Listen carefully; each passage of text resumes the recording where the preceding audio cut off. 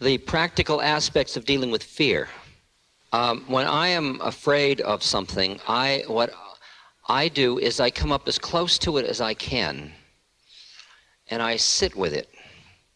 And I watch my reactivity of wanting to create resistance against it, that which I'm afraid of.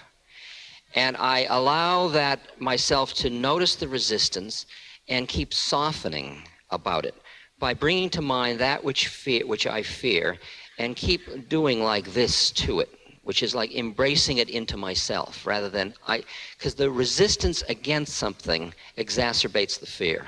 There's no doubt about it. So that by just having commerce with it as close as you can get comfortably, and then just sitting with it, seeing the boundaries, noticing the quality of your fear, just being with it. Don't push, don't grab, just see it as a process that comes out of conditioning, of identification, you can go back into the root of fear, which is identification. Because as long as you think you're something that's as vulnerable, you're going to be afraid.